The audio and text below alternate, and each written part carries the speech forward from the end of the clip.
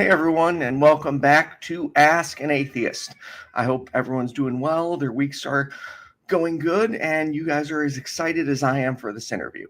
If you notice one thing, and I was just talking to Philip about this in the green room, I gotta shave. I know I should have shaved. My gray hairs are showing, my age is showing now, and I don't have that, young look anymore. I gotta fix that. But I also need to lose some weight too. So I'm working on that. But anyways, without further ado, I'd like to welcome Philip to the program. Philip, how's it going?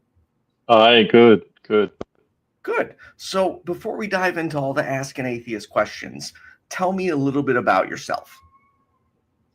I started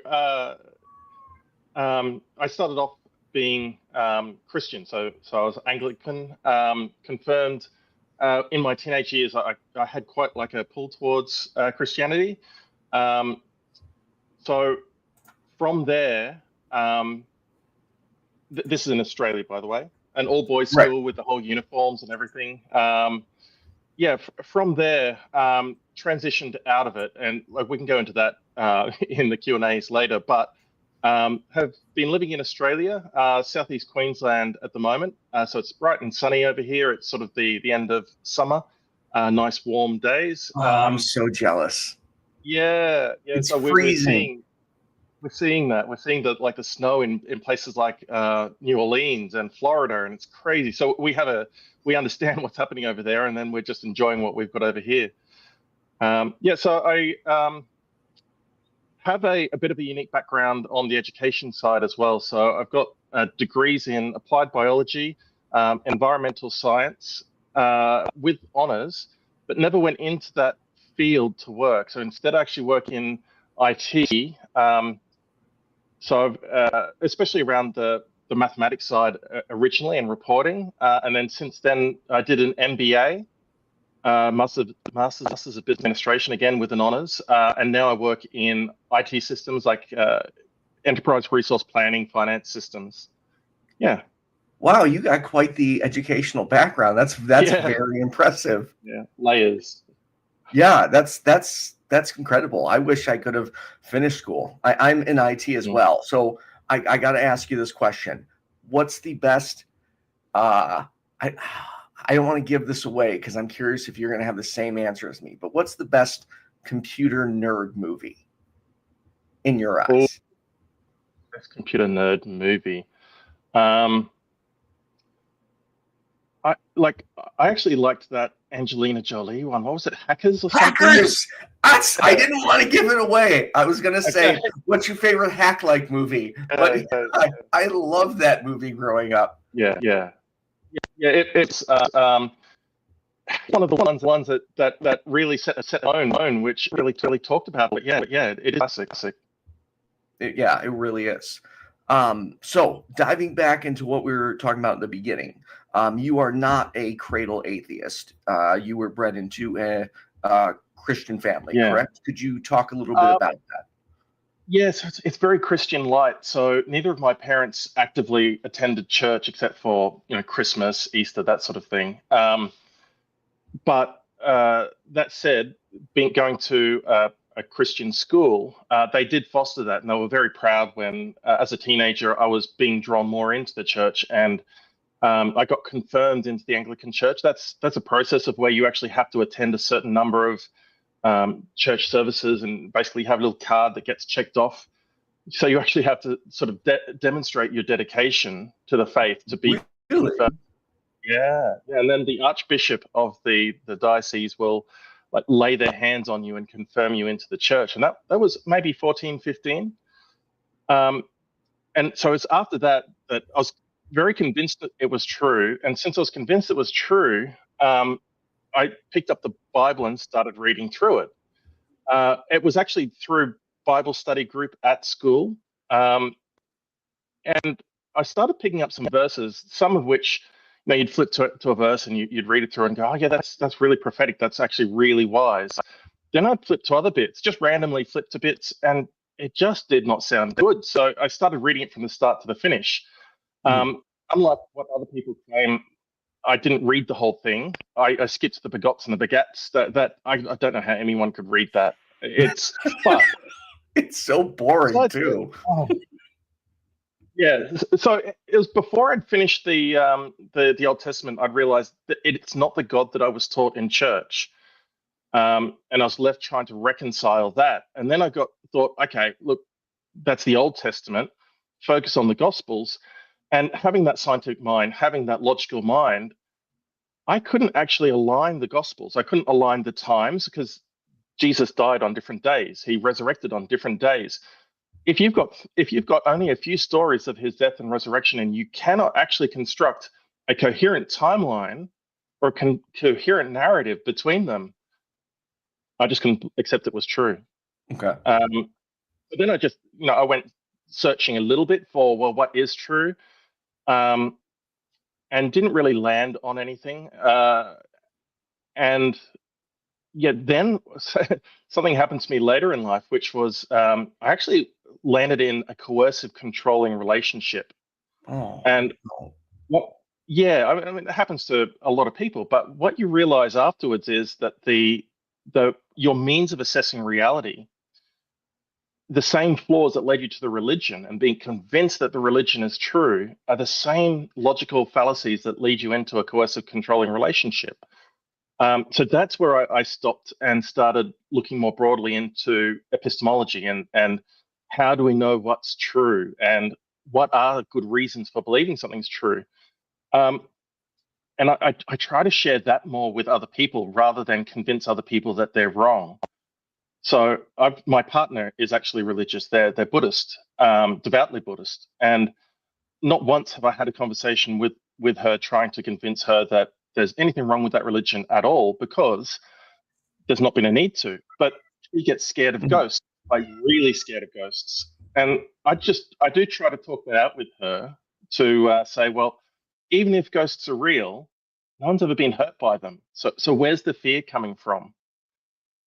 So that's the approach that I take. So I don't claim that other people are knowingly wrong with their beliefs, and that I'm not convinced of what is necessarily out there.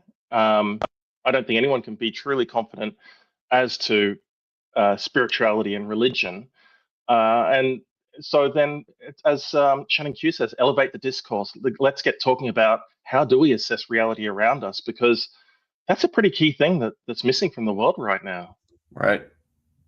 I totally agree with you. And the way you worded it about the same things, the indoctrination that comes can lead you to a controlling relationship, like that kind of hit home with me a little bit. Yeah. So the big one for me was the gaslighting. That you can't rely on your own ideas, you can't rely on your own thoughts. I can't remember the exact verse in the Bible, but it says, essentially, don't rely on your own sensibilities. And that is what a coercive controlling partner will say. They will gaslight you such that you don't rely on your own assessment, you're relying on theirs. That was a big one for me. But yeah, just in general, if you don't stop and assess, how is it that you're working out that what your beliefs are true? They impact your life. They impact the decisions you're making. They're impacting the things you're doing. The actively impacting political decisions that impact society. So it has such big impacts. So ironically, you guys are going through a conservative phase at the moment in America.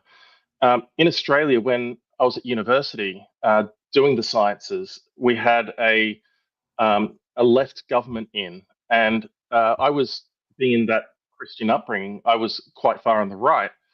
So I was very happy to vote in the right government. And when they came in, it was basically the face-eating leopard party. They cut all the science programs. And just as I was coming out of university, and that's why I never in the sciences, because that was cut.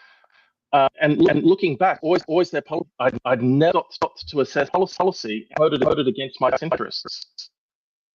So I guess going off ideology. So you're on the right. I vote right. Didn't actually look at what actually opponents of. Real quick, you're getting a really bad echo on your end. Ooh, hey, let's see if I can adjust something. Yeah, we're hearing everything twice, unfortunately. Let's try to change the mic. It's gone now, Oh, I think. is it gone? Yep, it's gone. There we go. Oh, good. Sorry, continue. Just making sure that I didn't just mute myself now. I'm all good. Nope, I can hear you. Yeah, good. Yeah, so I was just saying that I think it's critical in this day and age that we look a little bit more at what we believe because it impacts so much. It impacts our effects on ourselves and those around us.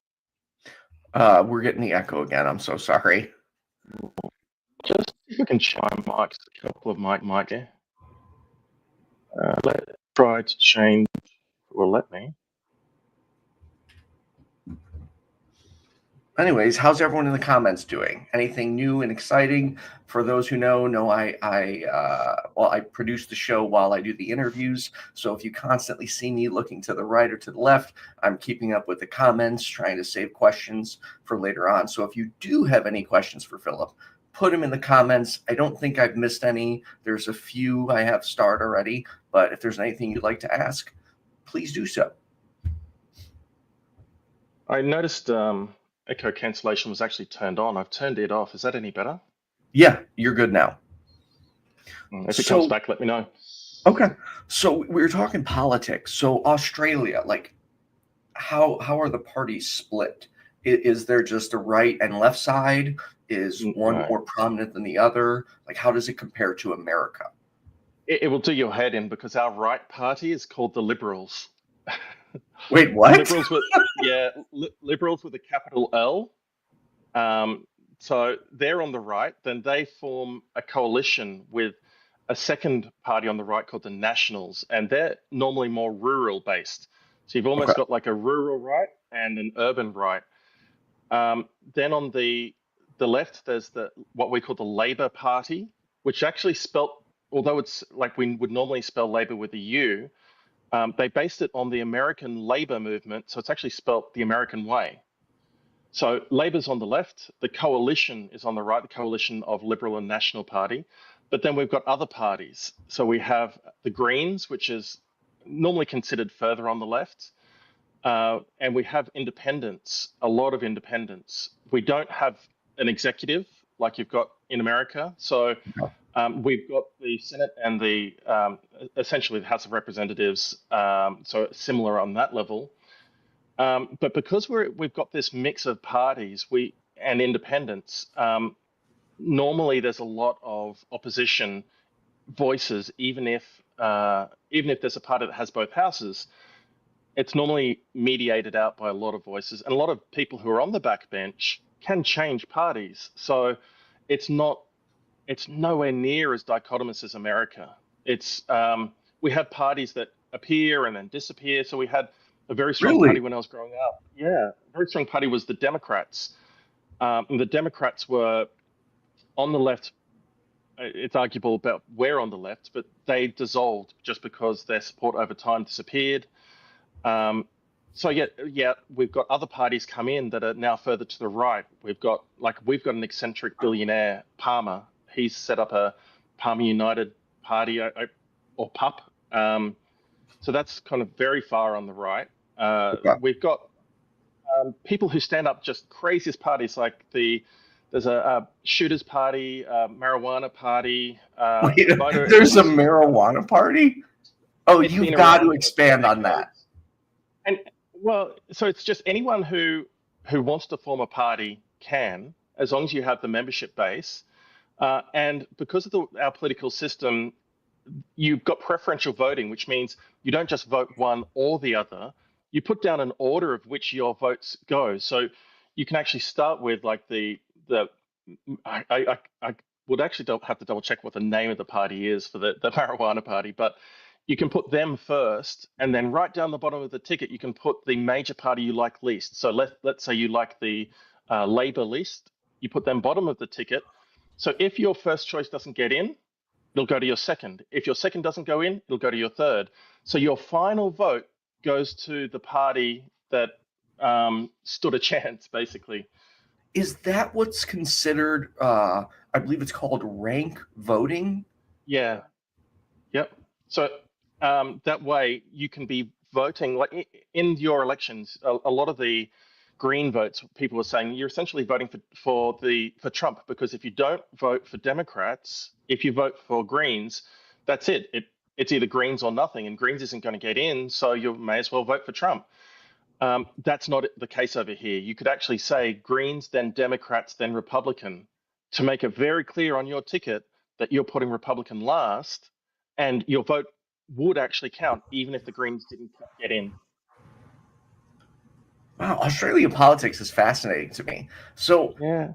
how do you keep up with both American and Australian politics? I mean, you're clearly a smart guy, but you definitely seem to be aware of almost everything. So one of the things is watching a lot of YouTube and being across it and listening to people discussing both sides. So I'll actually listen to Fox News and I'll listen to CNN. And then on the Australian side, I'll be listening to the Australian media on both sides to get the different perspectives and views. So at the moment, we've got an election coming up this year, and it's a big issue as to whether the likely people to come in really want nuclear. They want to set up nuclear plants. And the right media is explaining how this is really the only logical way forwards. This is more reliable than solar and wind. And then the left publications are saying things like, this is a stalling tactic only. They're saying that they've got a goal of nuclear, but really it's just to get fossil fuels extended, to extend out the closure times of the coal and gas power plants. So by listening to both sides, you get the arguments from both sides and hear what they're saying. And same with the American side of things. I actually had a discussion with someone on Facebook, which was a surprise. There was a political post, and someone was very, very hard MAGA. You're echoing again. Sorry. I don't know audio. What I can do? Is it still echoing? No, it's good now. Okay.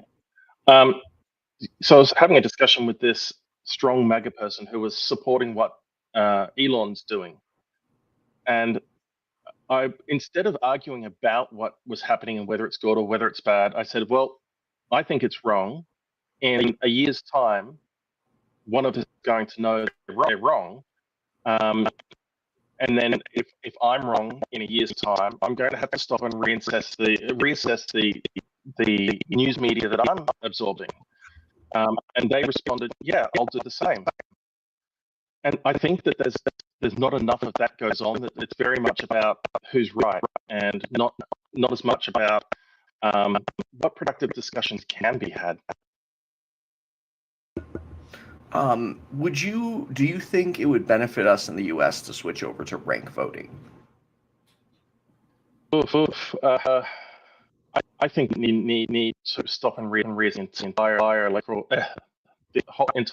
process, because you've got a state like California where you're for the president and almost nothing compared to a small state.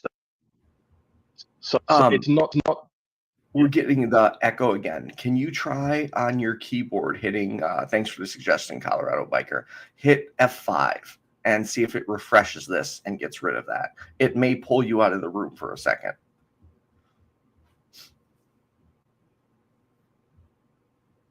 Sorry for the audio trouble, folks. Sometimes it happens. Okay. Okay, hello? Yeah. You seem to be good again. Can you hear me? Yeah, I can hear you. The electoral college vote is, it should be one person, one vote. And in America, if you're in California, your vote for the president counts for almost nothing. And in some of the other states, counts massively. So I would say that's more important than the rank side of things. The rank would help with allowing other parties in.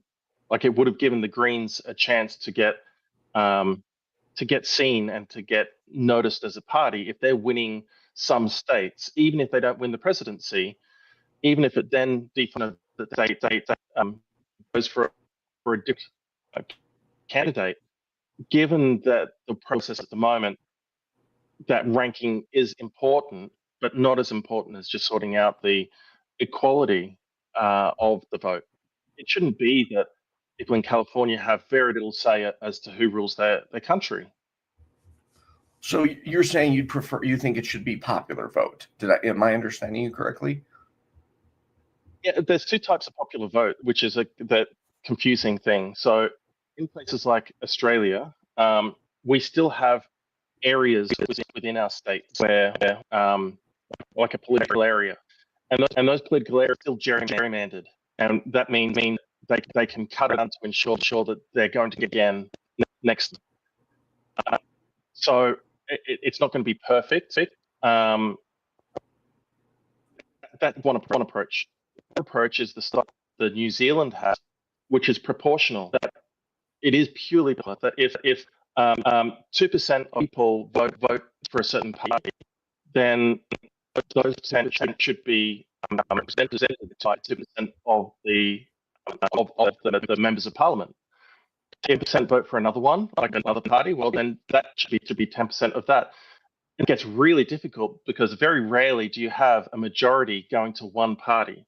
So when you say popular vote, if you've got multiple parties, like New Zealand has a lot of trouble trying to balance out their system. And so that's purely proportional. Can you give me an example on how New Zealand has trouble with that? Yeah, so let's say that the highest, like the largest party has 30% of people in parliament. Then the people who they would like to form coalition with have maybe 5%. They're nowhere near 50%. So to get to the point where you've got a team of parties leading and a team of parties actually making decisions becomes so difficult that they get bogged down in negotiations and giving up their core policies that they're voted in for in the first place. Okay. So how do I ask this next question? How do you feel when because you mentioned you watch two different styles of media. How do you feel when you watch something like Fox News? Like, do you struggle to take it seriously? Are you able to sort out the information from their, opinions? It's the same. So in Australia, the Skye News is the Fox News of America. And what I find difficult is it's all about the emotion and the story. It's not about facts or information. So Fox News is very emotive and very lacking in good epistemology, basically. And that's not across the board. That there's a variety of shows on Fox, and so there's a variety of engagement styles. But when they're yelling into the camera about demon rats for the Democrats, I don't know how you could take them seriously as a news organization. Right. And oh, go ahead, please. Yeah. That said, there's some of the CNN has been like that as well. At one stage, they were talking about the Democrat candidate, and they said, "Our candidate." I'm thinking, oh, kind of, showing your hand there, that you're calling the Democrats, the CNNs, your candidate. But yeah, so it is on both sides as well. Out of curiosity, have you heard of the app called Ground News? I have. I haven't signed up for it, so I am aware of it, and I know people who dive into it. But it's probably one of those things that I would use it if I had it. I'm just afraid of it's another subscription that I'll have that I won't necessarily use. Jumping back to what we were talking about earlier. So Buddhism, I didn't know this. Yeah. You said they believe in ghosts? Ghosts. And another one is God. Some people think that they're an atheist religion. I thought they were. They're not. Nowhere close. So in the house, there's a house god. and you put that somewhere like near the kitchen, and you pray to them. Then once a year, that house god will go to Buddha and give a rundown of everything that's been happening in the house that year. There's a couple of Hindu gods that have come in. Like there's a protector god. There's a like a warrior god. There's some of these terms. I don't know how well I'm translating them from my partner, but there's like a mayor of the underworld, and at a lot of cemeteries next to the graves will be a little shrine to that mayor of the underworld. So yeah, it's a lot of gods are there. So why do so many Buddhists claim that there are no gods in Buddhism then? Buddhist claim or people. Oh, sorry, you're echoing again. Again, sorry, folks, for the audio trouble. Yeah, I don't know what's happening with audio. I'm just turning on to maybe just my mic volume. Maybe that'll change. Let me know if I refresh again. But as for your question, I think it comes back to. There we go. Yeah, cool. As for the why do people say it, I don't think it's Buddhists saying it. I think it's people who are talking about Buddhism say it. So in Buddhism, there are teaching from Buddha, and Buddha literally teaches about devas, which are the Hindu gods. So either you don't follow the teachings of Buddha, or don't take them literally, that when he's talking about gods, that he literally means gods, or you taking it essentially as, well, he's teaching about them, and I don't believe in the gods because I don't believe what he's saying is literally true. So it's one of three, and I don't know how people would get there. There's forms of Buddhism who just don't focus on the gods because most of us achieve enlightenment, and only the ones who do achieve enlightenment are worth much attention. Sorry, now it's delaying and echoing at the same time. Oh, man, we're having the worst luck tonight. I tried different phones. It might be the headphones. Okay, yeah, whatever you want to do. I don't know. So for those who are watching, I don't know if you've looked at the upcoming streams. I've got like 4 more lined up, and then I've got 2 other ones I'm waiting to set up the thumbnails for. So I'm trying to book a show every single Tuesday going forward. Regarding the perspective, that's still up in the air. I miss it so much, but it's so much fucking work. Excuse my language, but it's a lot of work. So I don't know when. I'll say this. I promise you'll at least see the perspective again at some point. Can I guarantee I can get back to it every week? No. If I could find the time to be able to do it, maybe it would be great because it was a fun show to do. I loved all the claims we got, but only time will tell. But I will at least, bring it back here and there, and go from there. For those who didn't see, this last Thursday was the last episode of the Pickup Line with Hannah and myself, and it was very sad. I'm going to miss her very much. We'll still obviously keep in touch because we're friends, but it was great. Her and I, we meshed so well together, and I had so much fun with her. So I'm sad to see the Pickup Line go. All right, Philip is back. Hey, is that working now? Yes. Okay, so I've changed to a different mic, so hopefully that might work. Okay, that'd be great. Okay, yeah. Where do we leave off? Oh, the gods and Buddha. Yeah. Sorry, continue. So essentially, if Buddha taught that there are gods, then either you're not following what Buddha's taught literally, which is fine. You might take it as figurative, or you might actually be thinking of it although he taught about devas, about gods, I don't particularly believe in them. That's fine, but that's not a school of Buddhism. There's no school of Buddhism that explicitly says there are no gods. There's some that don't focus on them because not many of the gods achieved enlightenment. I don't think any of them did, but I'm not 100% sure. One of the teachings of Buddha is that let's not focus on the gods because they haven't achieved enlightenment. So, is there? I'm assuming then, since they believe in ghosts, they believe in an afterlife.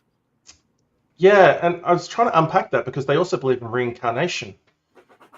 Um, so I I know that when they when you pass away, the type that my partner follows, so it's Vietnamese Buddhism, they will quite often burn paper cars and gold bricks and money, and leave fruit for their ancestors, for Oh, their wow. like specific ancestors. Yeah, yeah. So we once a year is a time when the dead are closer to the world of the living. So everyone goes to the cemeteries on at that time and cleans the graves and gives offerings. So it's almost like a form of ancestor worship. I don't really understand how that cycles back into reincarnation. But again, this is where that's her belief, and I Mm, don't really want to go in and question it too much because it's not really. I just take part in it rather than dissecting it.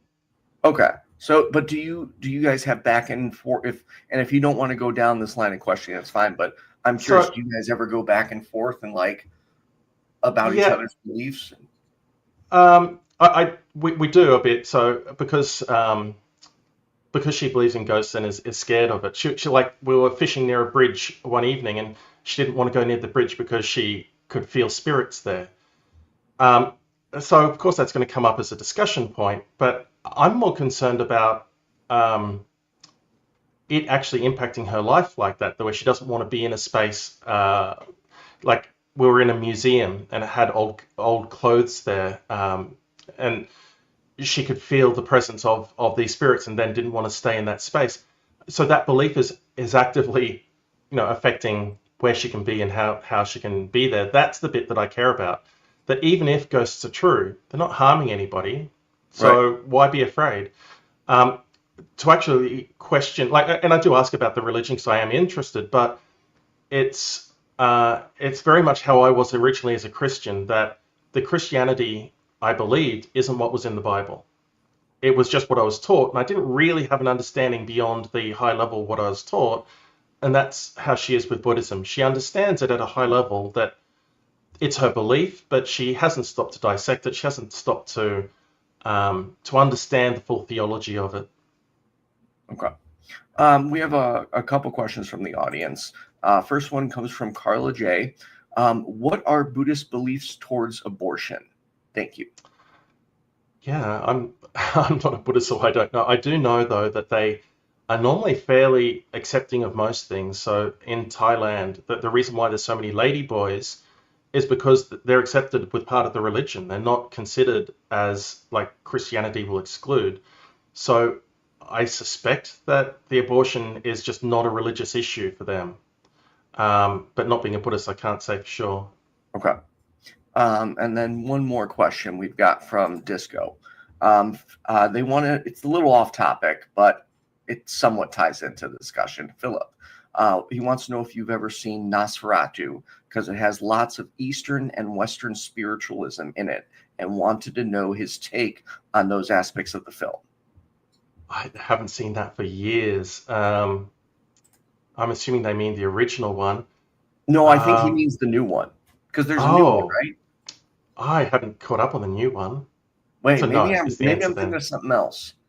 I don't know. Disco, clarify on whether you mean this a new one, which I Yeah, think there is, or if you're talking about the original. Um, I think a lot of those ideas, things resonate and resonate through society, and they do so as they go through society, they adapt. And one of the stories I like best is the Cinderella story.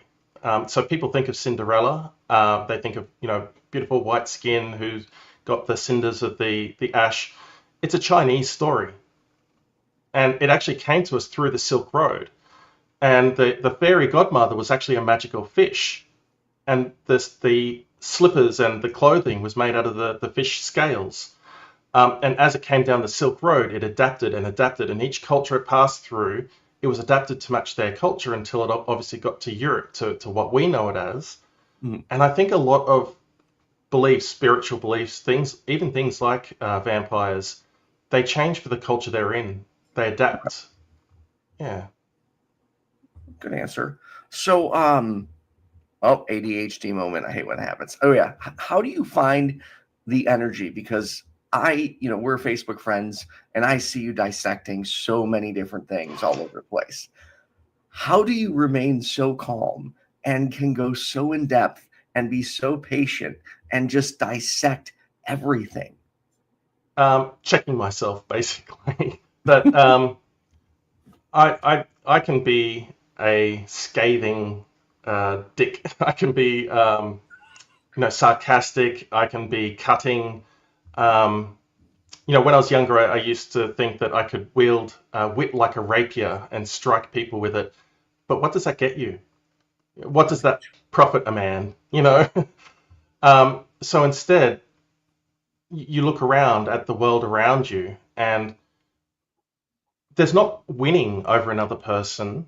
There's more about what is the actual goal? Making the world a better place. So that's the perspective I'm coming from. What does actually make the world a better place? So that's when I was talking to the MAGA person about Musk.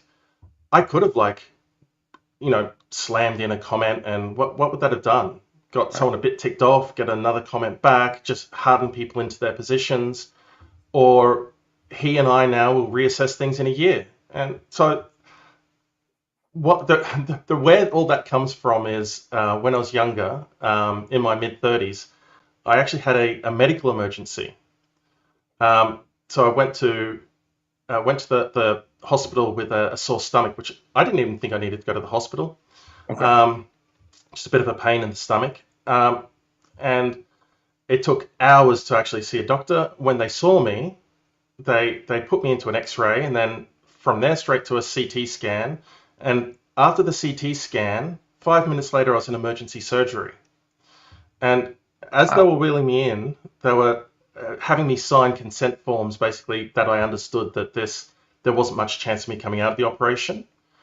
Yeah, and that if I did come out of the operation, I probably wouldn't come out the same again. So it was a perforated bowel. Oh my God, that sounds mortifying. Yeah. And that point in time was really the point that I stopped and assessed, what am I doing here? What am I doing with work? What am I doing with life? And just it really makes you take stock of, it brings that whole idea of, oh yeah, I'm just living my life. Well, what do you have to, what are you doing that's actually worthwhile? What are you actually achieving? And what's important? The grudges and things, they're just not important. So that is sort of a key thing that really settled me down into, different people react from that sort of situation differently. And for me, it brought a lot of center, a lot of calm, a lot of peace. You know, I relate to you a lot in everything you're saying. I'm like the less intellectual version of you though. But yeah, to give an example, this was not as bad as your scenario, but I used to have seizures all the time. And like when I finally got past the seizures after years and years of having them multiple times a day, I kind of had a similar epiphany. It was like, don't hold on, because I had grudges from the past. I had people I stopped being friends with, and it was like, what's the point in being mad all the time? Where is that getting me? How is that improving my own well-being? So kudos to you for coming out of it like that. But I can't imagine how scared you must have been. I was shaking like a leaf, and because I'd done that applied biology degree, I knew exactly. I'd done the human anatomy and physiology. I'd done the microbiology. I knew what that meant. I knew the implications. So I was shaking like a leaf signing the form to go in, and wasn't really expecting to come out. It wakes you up. Oh man, never mind. I'm not going to ask that. That's too personal. So Anyways, that small percentage that they said that you might not survive. If you do survive, you'll never be the same again. I'm that small percentage that I just happened to be at the hospital at the right place at the right time for it to actually not be an issue. Okay. So they think that the perforation happened when that first doctor was checking me, like basically they press on your stomach to look for hardness there. They Okay. think him doing that is what perforated it. So there weren't actually anything in the way of complications. But yeah, it could just happen to anyone at any time. Well, that brings my next question. What is Australian healthcare like, especially in comparison to America? So that particular surgery took 5 hours. They had to like cut me open. I say it's like a fish, fill me like a fish, wash everything out, put it back in. Um, they gave me a colostomy bag for a while until everything healed up, and then reversed all of that. So being in Australia, having the anaesthetist, surgeons, all the ER treatment and everything cost me nothing. What? And until I got the Nothing. reversal, nothing. Until I got the reversal, all the bags that you have to have if you have a stoma, all free. And then the reversal operation, all free. So I came out of that not owing anyone a cent. That's just incredible. Yeah, and so that's what. So I've still got like right now I've got private health insurance. So if I have an issue, I'll probably go to a private hospital. And part of that is to take the burden off the public system so that it can keep doing that. It's about the people who need the emergency care, who can't afford care. So we do have a mixed system here. We do have private insurance as well as public. Um, so yeah, the public is there. But if let's say you had an elbow injury that you needed to have surgery for, you might be waiting a year or two before you can actually get that surgery. It'll still be free. If you've got private, well, you could probably get it in 2 or 3 months. It really takes that long to get that done? Long waiting list. So we have categories. Category one is like you've got an emergency that you have to get done, whether that's a cancer or some emergency situation. Category two is urgent, but not as urgent as something that's life threatening. And that might be something like you're not able to walk at the moment because of your hip is broken. So that might be category two. Category three is, well, you're going to need a hip replacement, and yes, you're in severe pain, but you're able to walk and it's not life-threatening, so you go into the waiting list. And that's how they divide it up. So there's always our public hospitals are our main point for the emergency care as well, and that just fills up. So the emergency department fills up with people who can't afford to go see a regular doctor, and for people who have an emergency situation where they can't afford private. And it fills up to the point where the people will be in ambulances in the ramp to the hospital for hours. And they call it ramping. It's like on a Friday night, a lot of drinking, a lot of accidents, and there's ambulances lined up. They just have to wait their turn. So that there are issues. So it's that it is there when you need it. So like I said, when I went in for my issue, I had to wait 8 hours before I saw a doctor. And I was actually thinking of walking away from the hospital, but I waited because I was already there. So 8 hours in emergency before you saw a doctor. But when they worked out, actually, this is a critical case, then bang, everything happens. You went to the top of the list. Yeah. And so because of that, like I said, now I have private insurance. I'll go to the private system so that I leave the public for those who really do need it. But so it's not a perfect system. A lot of people say, well, it's free. Well, yeah, it is free, but you get what you pay for in terms of waiting. It's the same Right. doctors though. The same doctors in the private and public system. Oh, it is. Yeah, they'll circulate. So I've got a specialist I saw at one private hospital, and they do rounds like 3 days a week at public hospitals. Okay.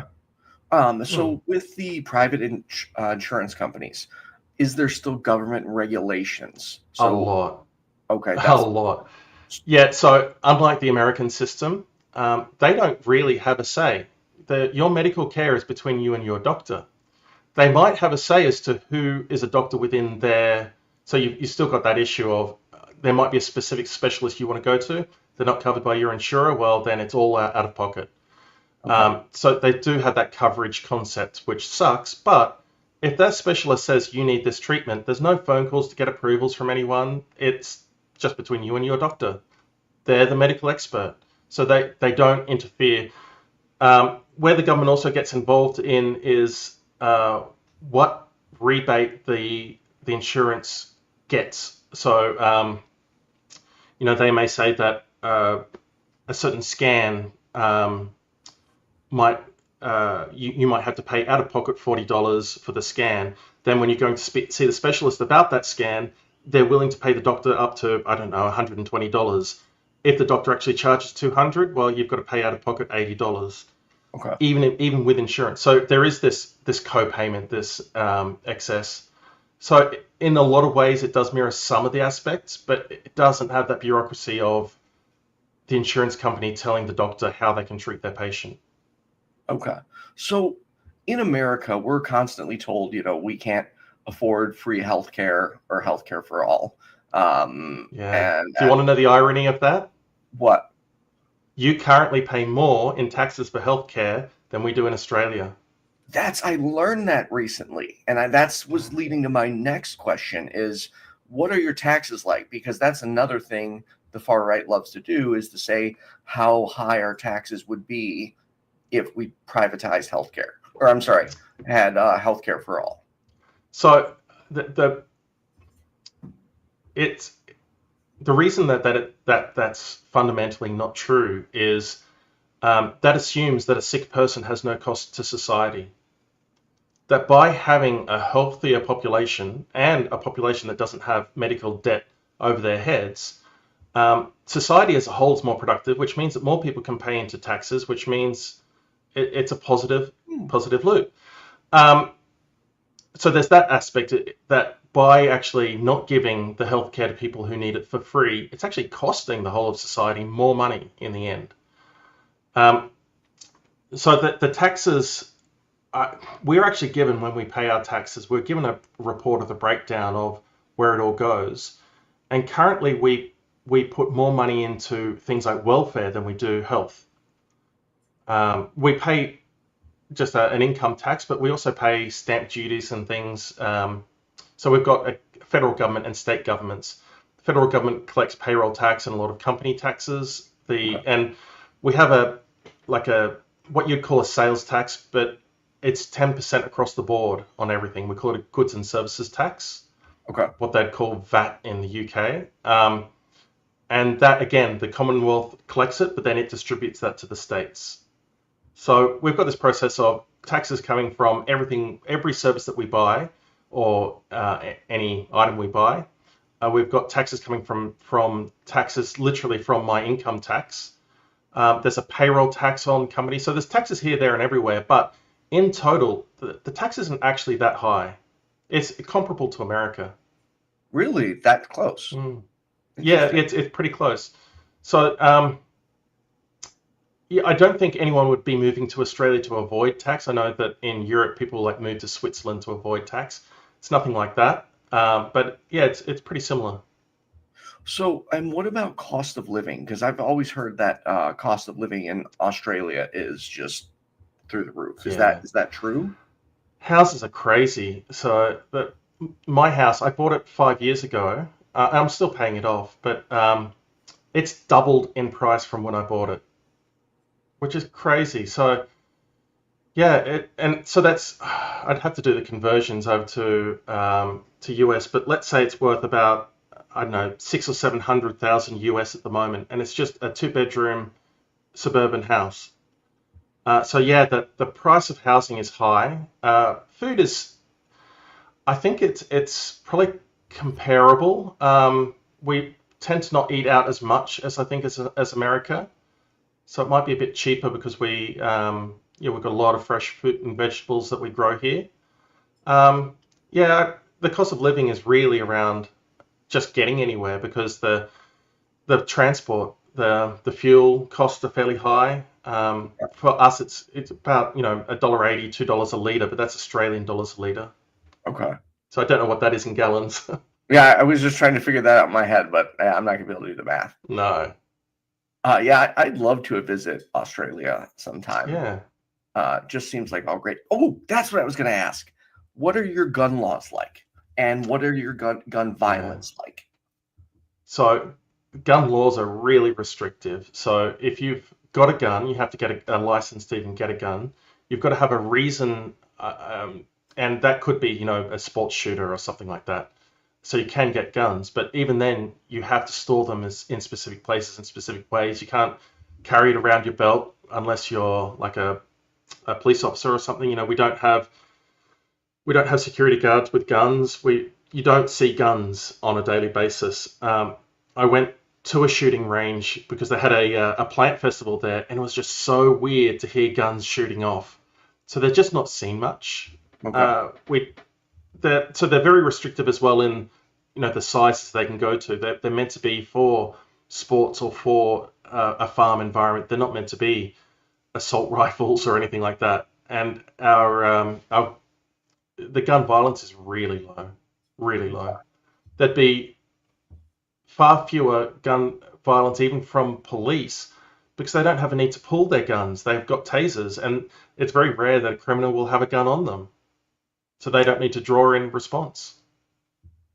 So your gun violence is much lower than it is in America. Far lower. Far lower. Like there hasn't been a mass shooting since gun incident since that Lint Cafe back in 2000 or something.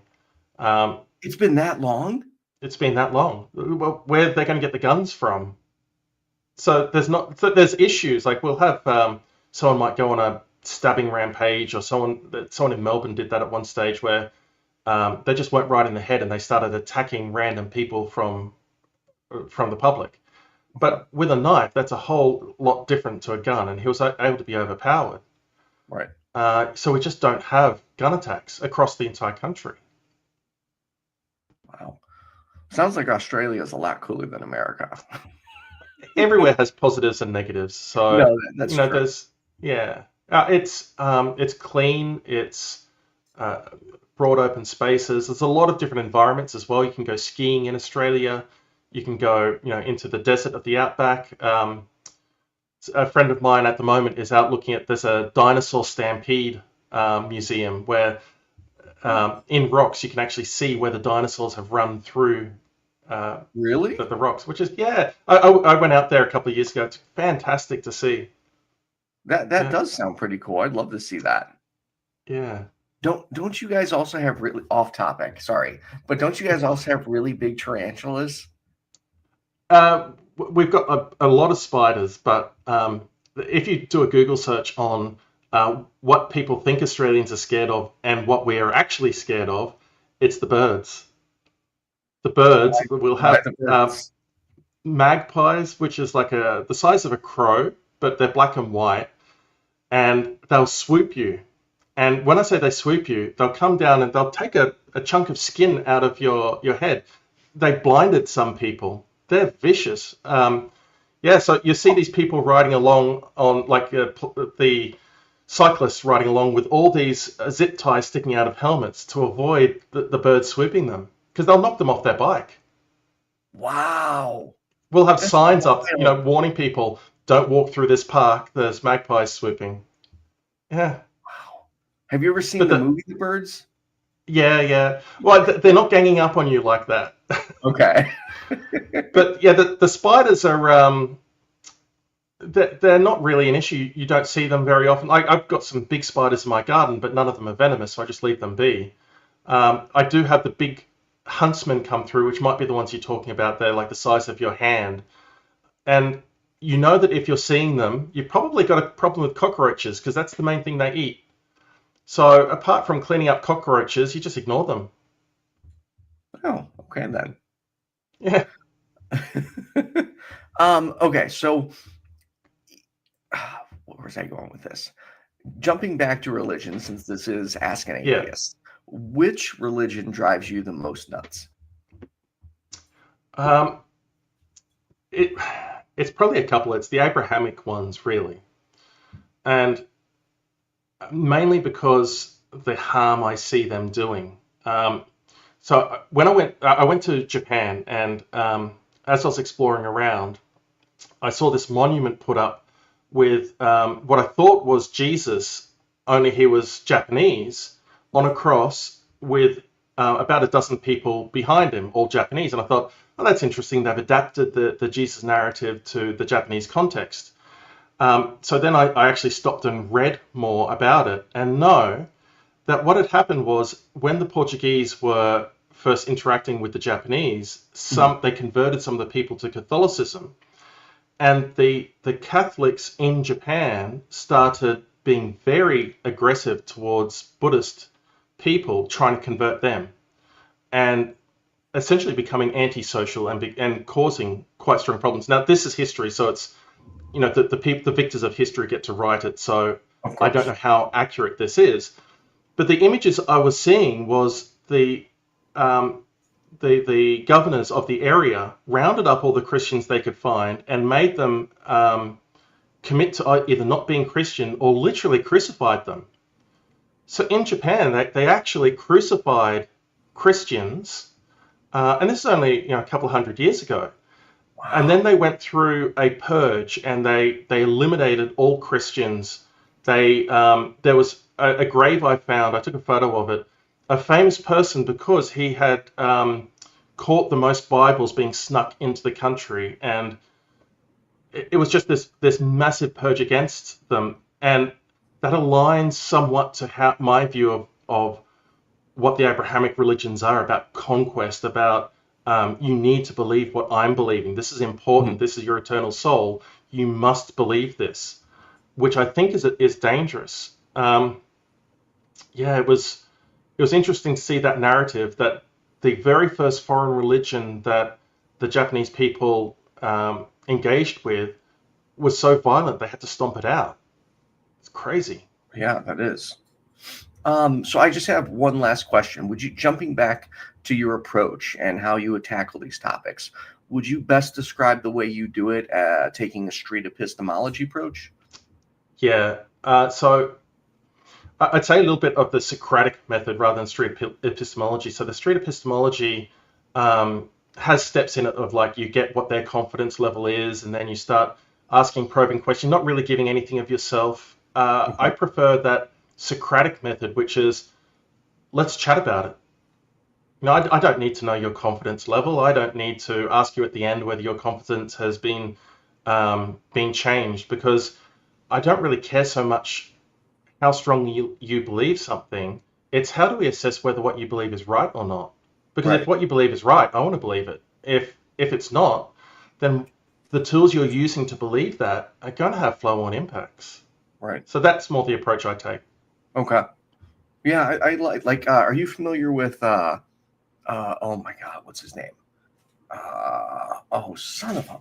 Not Magna Bosco? No. I'm not thinking of an atheist. He's a talk show host. Trevor Noah. There we go. I think he's really good at the Socratic approach. Like, I watched his interview with Tommy Lauren, who is a far right extremist, and just the way he approached it was phenomenal. That's the approach that I feel more closely aligned to, and that's the thing, that even with the street epistemology, when you watch it, I'm not too sure what it's really achieving, other than reducing people's confidence in their beliefs, rather than building up the skills. Like that Trevor Noah, when he's having those conversations, I think he's making them stop and think through their reasoning. Now, when you hold someone's reasoning back up to them, so that I do appreciate that style. Okay. So do you got anything else going on or coming up, or anything you wanted to talk about? No, I've always got lots of plans, but nothing specifically right now. So I've got ideas of doing things on YouTube. I've got ideas for doing lots of things, but only one project at a time, I think. That's fair. Well, if you ever have any questions or need help setting up a podcast, any of that, just let me know. I'm happy to help. Yeah. So Philip, it's been great interviewing you, getting to know you more. Thank you to my patrons, including Philip, who's been one for quite some time. So thank you. And I hope everyone has a good day. Thanks, Philip. See you all next Tuesday. Thanks all.